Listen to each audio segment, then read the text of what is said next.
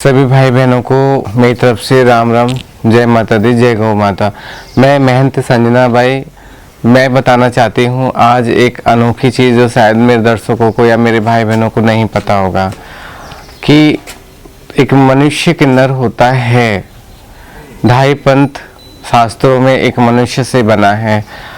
पशु भी किन्नर होते हैं, तो जिसमें गौ माता वो भी किन्नर है और इस गौ माता का नाम गौरी है। और ये मेरे पास में कैसे कैसे आई वो सब मैं आपको बताऊंगी। पर एक अबला है, एक किन्नर है और सबकी मनोकामना पूर्ण करने वाली कामधेनु है। पर एक गौ माता भी किन्नर हो सकती है, तो वो एक साक्ष्य है और बिल्कुल सत्य है कि हाँ मेरी जो ये गौरी है, गौरी ये किन्नर है, अबला है।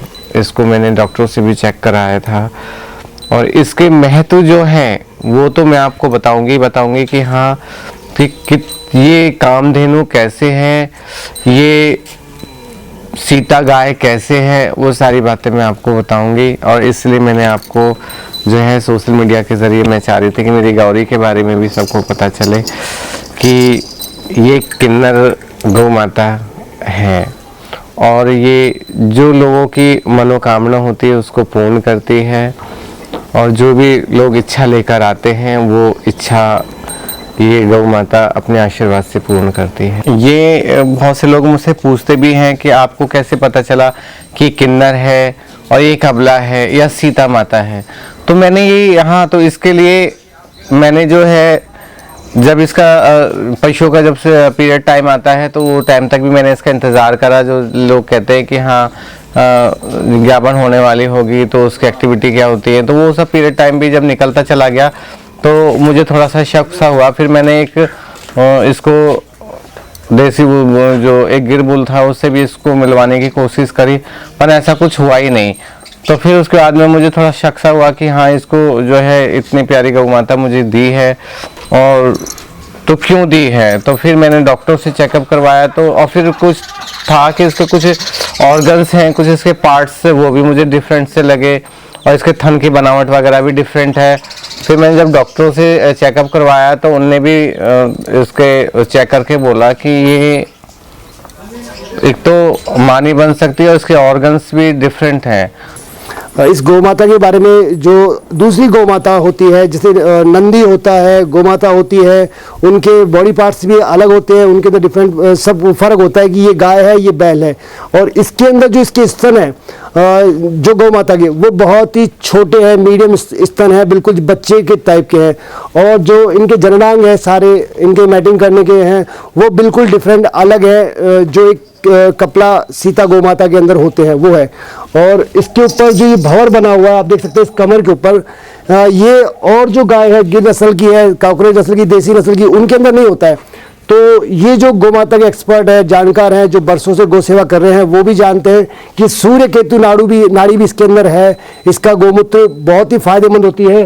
और ये जो भंवर है इसका, ये आप देख सकते हो कि ये और गाय किसी गाय के अंदर होता ही नहीं भंवर इसका, गाय का, गौ माता का। और आप देख सकते हो उधर भी एक गाय है वो बिल्कुल प्लेन है, उसके अंदर भंवर नहीं है। पीछे गिर नस्ल की गाय और है उसके अंदर भी भंवर नहीं है। ये जो गौ माता के कमर के ऊपर भंवर है, अक्सर ये नंदी महाराज के ऊपर भी नहीं होता है, बैल गौ माता के ऊपर भी नहीं होता है। इसके ऊपर जैसे ही हाथ रखते हैं ये गौ माता ऑटोमेटिक पैर मारने को लगती है, क्योंकि ये बिल्कुल सॉफ्ट कॉर्नर है, ये जगह बहुत ज़्यादा सॉफ्ट होती है।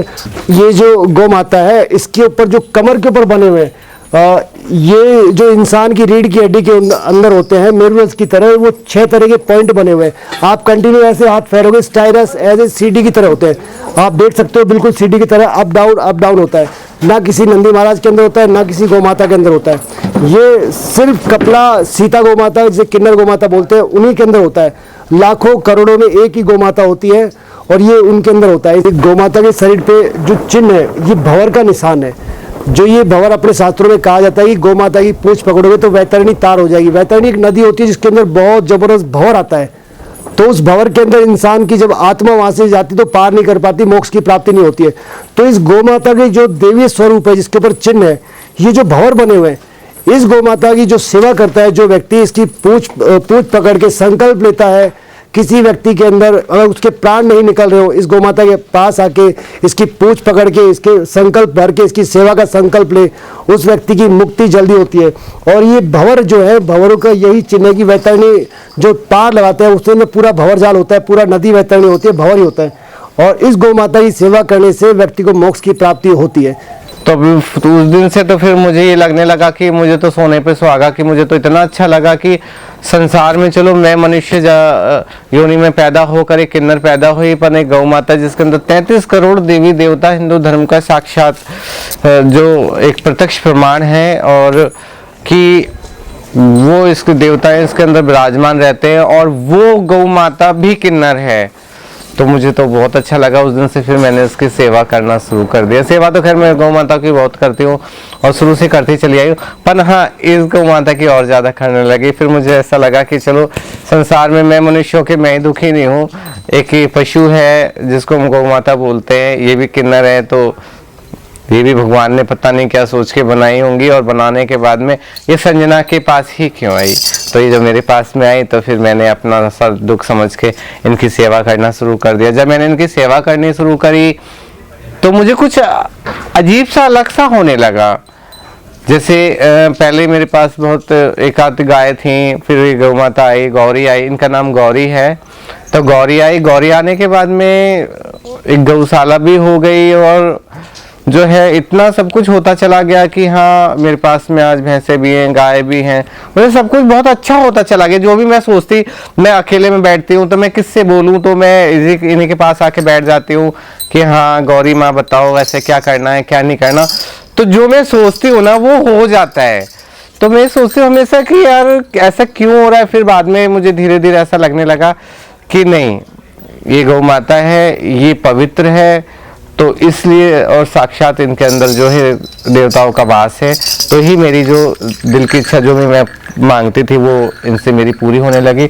उसके बाद में फिर कुछ लोग जैसे आते हैं कि गौमूत्र लेने के लिए, गौ के मूत्र से बहुत फायदा होता है या इनके गोबर से होता है। तो मैंने कई बार कहा कि जैसे बहुत से लोग दुखी होकर आए कि महंत जी ऐसी ऐसी परेशानी है कि बुद्ध का दान जो बोलते हैं, पंडितों ने बताया है कि किन्नरों को अगर बुद्ध का दान दिया जाए तो उससे जो है मनोकामना पूर्ण होती है, या सिक्का बुद्ध के दिन दिया जाए तो वो भी अच्छा होता है। तो मैंने बोला, मैंने कहा आप मेरे से ना मांग के गौरी से मांगो।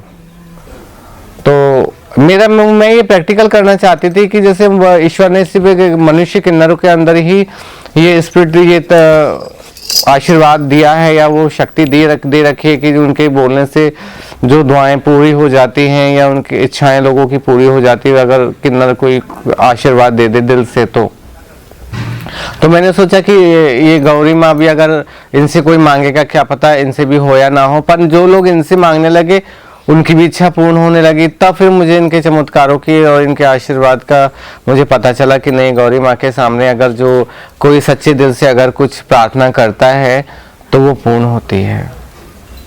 ये तो मेरा खुद का एक प्रैक्टिकल है कि हाँ मैं गौरी माँ से दिल से मांगा था, मैंने कुछ भी मांगा था, अपने लिए नहीं मांगा था औरों के लिए, वो पूर्ण हुआ।